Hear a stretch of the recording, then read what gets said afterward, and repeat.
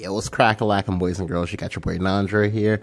Welcome to another video. So this video will be the concept games for Lishenna Portal. So as you may have already known from the intro to building, it's like pretty standard as far as Lishenna Portal goes. I think maybe some things like say Craving Splendor aren't really in there anymore, but this was a net deck that I got a while ago. So anyway, let's go ahead and go on to the games.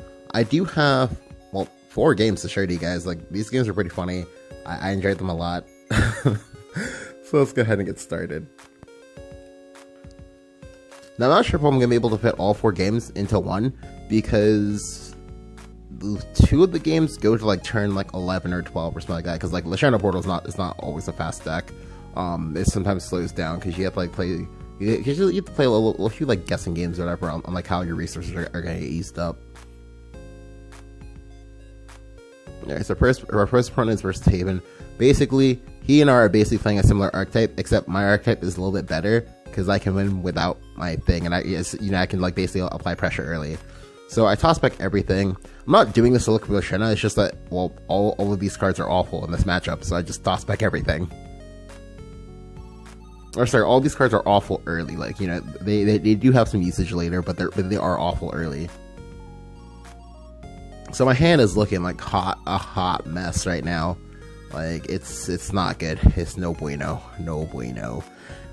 So he plays the Jewel Priestess on 2. So I don't know what he is necessarily. He could be Jerry. He could be Tenko Shrine. He could be Summit Temple. I don't know. I don't know yet. He plays the Globe. The Globe still tells me nothing. He plays White Diamond. Still, I don't know.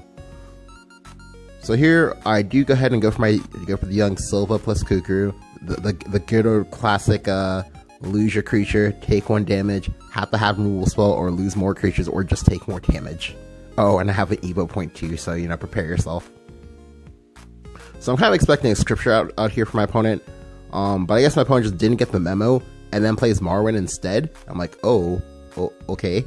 So I didn't like that he played the Marwyn like this. Only because the Globe needed to not be played if he was going to do that, because now he's going to overdraw a card. Anyway, now I'm on 5 mana, and that's really not good for my opponent, because now my turn 4 was actually going to be kind of awkward, but now I have a Kukuru, so I'm just going to go ahead and evolve that and trade the Cameo into the Marwyn. I like this a lot because it pushes 7 damage, so he healed for 1 to take 7. I have 2 creatures in play. And if you don't clear both of them, you take at least 4 more, maybe even 6 more. Now here he plays either the White Wing. I'm like, okay, sure, what are you gonna pull? You can pull a 5-drop, you can pull a 4-drop. But we see that he does in fact pull the Marwyn. Now this is a pretty flames play, and this is actually one of the things I was talking about with Marwyn and Aether synergy, because now he has a very big Marwyn. It is in fact a 6/7, goes down to a 6/4, but I can't just kill it in one shot. I have to hit into it twice. Now here I do top deck my Lishenna, and that's great. Now mind you, I just want you all to know. I want you all to know I could have one without the Lishenna. It's just that obviously, oh well, if it's in your hand, you should play it, right? So I'm just gonna go ahead and do that, because you never know. You never know what type of silly crap might happen that makes you lose. Anyway, so I go ahead and evolve it, get my Destruction and White going. Now here I go ahead and choose to keep it alive, because it's a 6/5. It's a 6/5 with Bane. That makes it hella awkward for him to clear, because if I clear it the other way, he'd be able to play Jean or something like that. But now he probably won't play Jean, or if he does, the Jean is a losing play because he loses his board. I can then play Destruction and White for free. So he does actually choose to play the Jean, and we will probably see him use his Lasibo here, because he knows he can't take any more damage. Yeah. So he goes and he drops it right on down. That's fine. I don't mind it at all. I don't mind that in the slightest. Now, ordinarily, I would just play Destruction and White here, but I believe I choose to. Yeah, but I believe I choose to go ahead and play Gildan Elise instead. Now, the reason why you're playing Gildan Elise here is because if you play Destruction and White, that invites in Seraph. If you play Heartless Battle, again invites in Seraph. And then of course Puppet Room and Craving Splendor are too low, and Orcus are too high. So this is good, because now he's in an awkward spot, because I can push more damage here, but here he chooses to drop the Themis. I think this Themis was a little bit too early, but that's fine. Again, he's scared because we hit him pretty hard. So I just go ahead and drop the young Orcus down. I don't go to evolve it or anything like that. I don't need to. I just have the puppets in my hand, just, chilling, just, ready to go. And this is nice because, I have him beat on two fronts. One, he still has yet to play the Seraph. Two, when he plays the Seraph will die because it'll get polymorphed. Three, I have an Orcus in play, so that's also awkward. I have Orcus in the back, and I have building cards in hand, so that's like really, really good. And I do overdraw the Flower Doll, that's fine, I don't mind, I don't care. So we'll go ahead and just drop the young Lakoko onto that. I'll then go ahead and play the Puppet Room. Now here I do actually make a mistake. So in my mind, so instinctually I was like, oh, I need to play two puppets here, but I can't remember why I had to play two puppets, although I kind of forgot about the Puppet Room, which is like weird because I just played it, but I kind of forgot about the Puppet Room, so I only play one puppet here, which is I will be overdrawing next turn, but that's fine. I still have Orcus plus 4 puppets. Hell, if I wanted to, I just choose to go ahead and keep both puppets in my hand, but I just choose to keep the one puppet in my hand, but I choose to play at least one out and just hit him in the face for 4. So I have Orcus in the back. This Destruction Away is just it's just chilling, just triggering, and possibly if he clears the board without banishing it, I just probably go ahead and play Destruction of White and Destruction of Black in the same turn. So that's really cool. Now here he chooses to play his he chooses to go ahead and just try to ward up, but it's too late. Like, this is not a good board to make. The reason why this is not a good board to make is because you're quite literally, well, you're not dead on board, but the issue is that, like, I have a lot of things coming for you, and that's, like, not good. So I go ahead and I just yeah, because basically, because he attacked and because this creature didn't and because he has Realm of Repose, basically it means that because this creature survived, he dies because he won't get the damage reduction from Realm of Repose. So I do go ahead and BM here slightly. I really should have just played Orcus. I would have saved so much time because these animations take so long, but I didn't. Well, I mean, I guess technically the Orcus animation would take even longer, I think, but the point is that, like, yeah, if I just either did that or like played like Craving Splendor into Heartless Battle much faster, you should just do that because these animations are actually killing me. So we just like sit here and then we just like do it and we just like kill him, and that's like good. Like, so it's one of those, as you see there, like, I didn't need Lishenna to win, but it's just, a nice handy dandy extra insurance, which is like how you should be looking at Lishenna, in the same way they look at, like, say, in the same way that they look at, like, Rooney Destiny's Bard. And that's just a nice secondary way to win the game. It might not become your primary, but it should definitely just be something to consider. So let's go ahead and go on into the next game. So next game is maybe versus Forest. Now, the Puppet versus Forest matchup got considerably easier, especially if you're like playing like a slow puppet list, like say Lishenna, just because there's no more Brambles to like make you feel bad about, oh, I have like 8 puppets in hand. Oh, but you have a Brambles.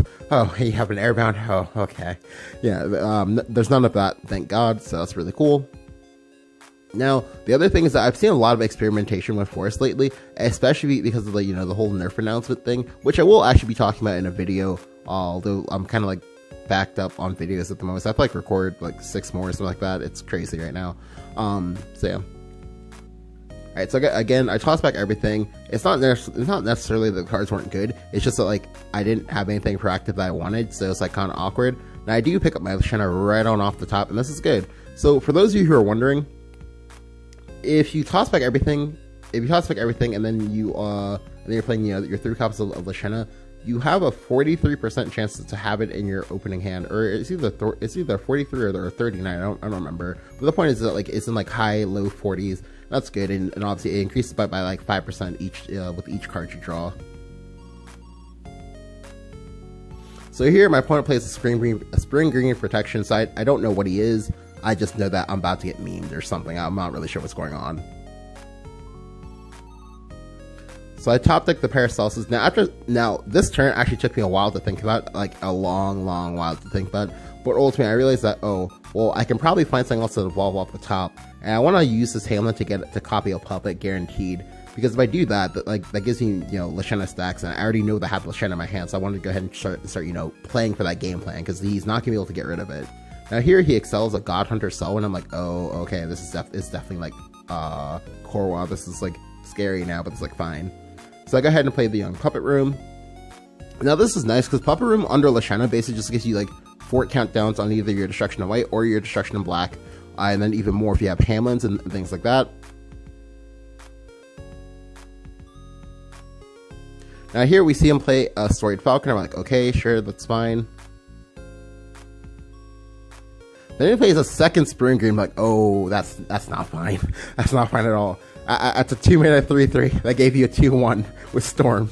Anyway, here I top deck the second Hamlet. I'm just like, I'm just no more good. I'm like, oh god, he lost, because now I have a total of 5 puppets, and I have guaranteed lishenna next turn, and there's a chance he might not clear part of this board, which means that when that happens, I can easily get down a turn 6 destruction in white. And when you get to do that for free with no pressure from your opponent, you usually tend to win the game. So he draws his 2 cards there. Then he plays Matera, Peerless Shot. Matera is really good here. I really just kind of expect him to have it, and I'm like fine with that. It doesn't matter, because if he didn't have it, he was just gonna like evolve them value trade or something like that, and that's fine too. Anyway, so he drops it. He kills both my dudes. He draws a card, and that's great. He pushes 3 as well, but the 3 damage doesn't matter because I literally have like infinite healing coming up, so it's like fine. Alright, so here I go ahead and drop the lishenna. It's really obviously important that you evolve the lishenna before you start like making your trades, because you want to get your stacks, like, you know, stacks and stacks and stacks. Anyway, so I go ahead and do it, and thankfully I have enough puppets in my hand that I'm able to full clear the board, and which is what I choose to do here. Now you might be wondering, but Nandro, wouldn't you want to hold these for a rainy day? Well, I'm not going to hold them for a rainy day, because even though I know my opponent's Korwa, I don't know how much he's going to put onto the board. I also know that if I have a 3/6 Bane, it's going to be really awkward for him, especially because he just used Matera. Now he does get to draw like 4 cards here, or something silly like that, because I have to like trade in 2 puppets. And he also just like drew off Spring Green and things like that. But that's fine. I have enough gas in the back that I should be able to get to where I want to get to. Because again, like I said, turn 6 destruction in white. That's really strong. Hell, I can even pair the destruction in white with a substitute as well, depending on what happens. Because I get a puppet to my hand, so that's really nice. Basically, when you're playing, you want to make sure that, if possible, to not make your entire turn your destruction an X card. So basically, as you see, next turn, if I were to play like destruction in white for like 6 mana or something like that, that would be a waste, because I'm not actually doing anything productive for my turn. I'm basically just doing like a full pass, which does put you into the back. So you do want to be like defensively proactive. There we go. Defensively proactive, and just like make plays with that. Now he does have the second Matera, and that's fine. So I am going to make him overdraw here. He's going to overdraw like 3 cards or something like that. I do also top deck another lishenna, but I'm not going to play it here because I don't need to. So I go ahead and trade. He draws a card. I then can play my destruction in white, and then I go ahead and drop the young sub. And then next turn I can go ahead and evolve lishenna, and that'll be good. Now obviously speaking, the second lishenna is mainly just there for show. It's going to be the first lishenna that carries me. However, again, it's nice to have insurance policies, because who knows, maybe my opponent is playing Satungar. I wouldn't know. I wouldn't be able to tell you. Although, yeah. So here we see the Korra come down, and then that's fine. Because like, you know, he got his Korra into play, and that's great, obviously, yeah. But like, but I'm already so much further to my win condition than he is, that unless he like has some crazy nuts, he probably will not win this game. And I know he doesn't have the nuts, because like he still needs to like play 4 Korra pieces, you know, the fills, and then he also has to have like white Venara and things like that.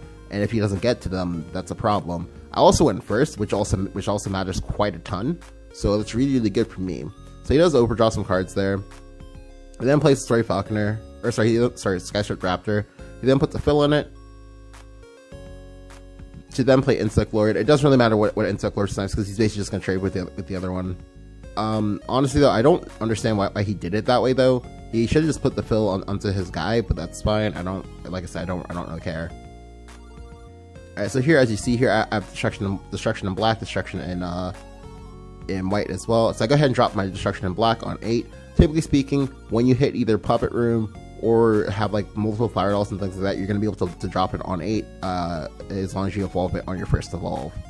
So right now, I'm in the driver's seat. Like, I don't have to do anything anymore. I'm at 20. So he drops the Venara, aka the monkey, and he puts a fill on it. That's fine. So he not only would need to have a second fill, he would need to apply 5 more damage in the next 2 turns in order to win. And I don't need to play any creatures here either. I can just do whatever I want. But I'm obviously just gonna play a creature because I don't really care. Like the game is over. He has to be able to heal or he just dies. I could just give him no targets to heal with, but it's just I don't know. It's just me going through the motions basically. But now the other reason though why I played this is because I don't care if he heals. What I care about is that he's unable to remove this, and at the moment. Due to the way that Lloyd works, Lloyd is basically a conduit for any type of removal effect, well, any type of applicable removal effect. So if he, for some reason, had Fall from Grace, he wouldn't be able to Fall from Grace the Destruction Black, he would have to Fall from Grace the Lloyd. But again, I know he's not playing it, it's just you can never be 100% certain.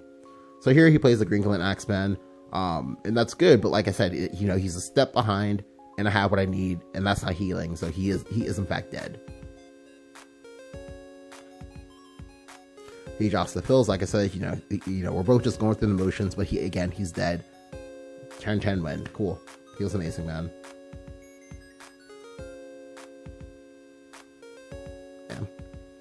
So those are just, 2 sample games on just like how to like make the lishenna portal work. Now I will go ahead and record the other 2 games, but like I said, they're both kind of long. So I kind of want to just make them its like own separate recording. Bam. If you guys enjoyed the video, go ahead and leave a like. Go ahead and hit that subscribe button. Let me know what you think about lishenna portal down in the comments below. Thank you guys for watching. I'll catch you guys next time.